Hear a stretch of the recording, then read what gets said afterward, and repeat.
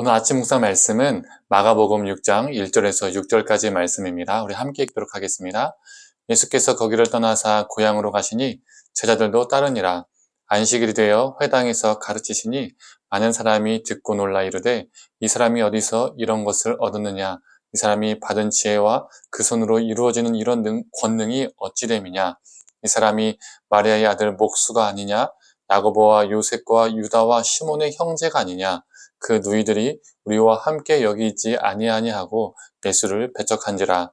예수께서 그들에게 이르시되 선지자가 자기 고향과 자기 친척과 자기 집 외에서는 존경을 받지 못함이 없느니라 하시며, 거기서는 아무 권능도 행하실 수 없어 다만 소수의 병자에게 안수하여 고치실 뿐이었고 그들이 믿지 않음을 이상히 여기셨더라.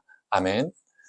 아침 묵상을 통해서 하나님의 은혜가 우리 가운데 있기를 간절히 소망합니다. 오늘 본문을 보면 예수님께서 다른 곳도 아닌 자신의 고향 나사렛에서 배척을 받는 사건이 나옵니다. 예수님은 안식일이 되어서 회당에서 말씀을 가르치셨죠. 거기에 있던 사람들이 예수님의 가르침을 듣고 놀라기 시작했습니다. 그래서 그들이 한 말이 무엇입니까? 이 사람이 어디서 이런 것을 얻었느냐? 이 사람의 지혜와 권능이 어찌 됨이냐? 이 사람은 마리아의 아들 목수가 아니더냐? 라고 말하면서 예수님을 배척하기 시작했습니다. 이 동네 사람들이 예수님을 향해서 마리아의 아들이라고 말하고 있잖아요. 이건 그 당시에 매우 모욕적인 말이었습니다. 그 당시 사람들은 한 사람을 표현할 때 아버지의 아들이라고 표현했습니다. 그 당사자의 아버지가 이미 고인일지라도 그 아버지의 이름을 부르고 그의 아들이라고 표현했던 것이죠. 그런데 예수님을 향해서 마리아의 아들이라고 표현한 것은 예수님을 향해서 쟤는 사생아야. 엄마는 알겠는데 제 아빠는 누구지? 이런 뜻입니다. 고향 사람들은 예수님에게 모욕을 주기 위해서 고의적으로 예수님을 마리아의 아들이라고 표현한 것입니다. 그때 예수님은 이렇게 말씀하셨습니다.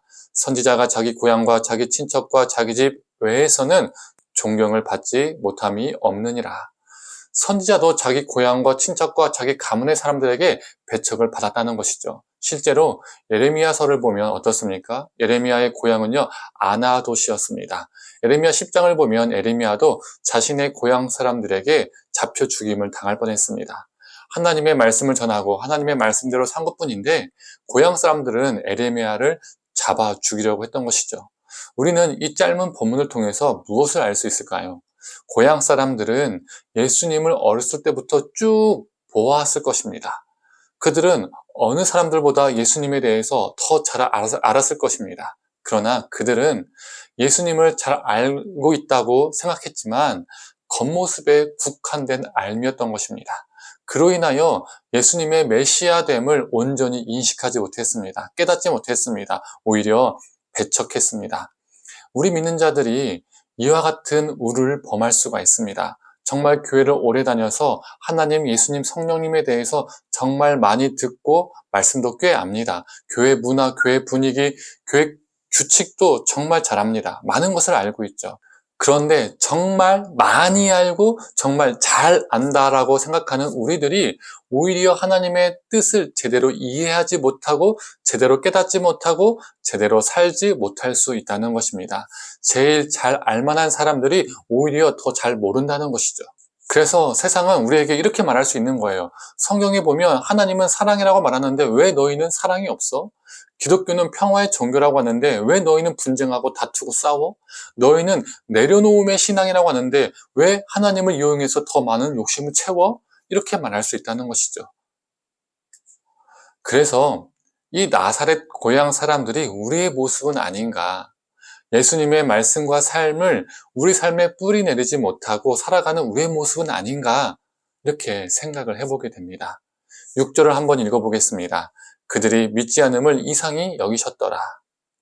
만약 예수님이 이전에 엉터리의 삶을 살아왔다면 사람들이 그 예수님의 실제 삶을 알기 때문에 예수님을 보고도 안 믿을 수 있겠지만 그게 아니잖아요. 그래서 제일 가까이에서 예수님을 보아왔던 사람들이 오히려 예수님을 믿지 않음을 보고 예수님이 이상히 여기셨다는 겁니다. 우리 예수님은 우리의 모습을 보고 어떻게 반응하실까요? 쟤네들 뭐지? 예배는 열심히 드리는데 성경도 열심히 읽는데 찬양도 열심히 부르는데 헌금도 잘 내는데 봉사도 열심히 하는데 직분도 다 받을 건 다 받았고 할 건 다 하는데 날 제대로 알지 못하네. 저들의 메시아는, 저들의 구원자는 내가 아니라 돈이네, 성공이네 이렇게 생각하시면서 우리를 이상히 여기고 계시지는 않을까요?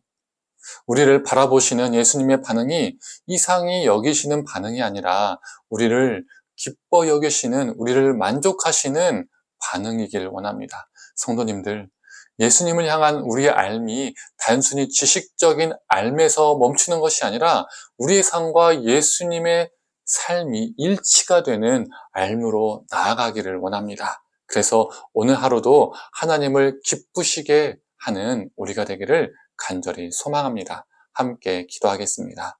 하나님, 나사렛의 많은 고향 사람들은 예수님에 대해서 많은 것을 알았지만 예수님의 메시아됨을 깨닫지 못하고 인식하지 못하고 받아들이지 못했습니다. 하나님, 혹시 그들의 신앙이 우리의 신앙은 아닌지 돌아보게 됩니다.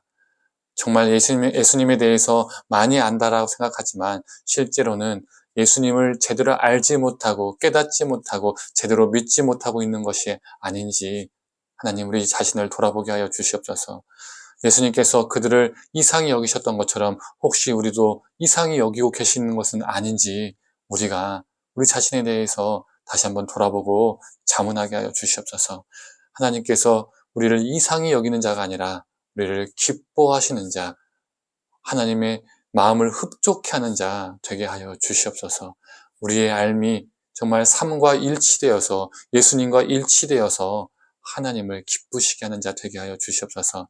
감사드리며 사랑에 많으신 예수님의 이름으로 기도드립니다. 아멘.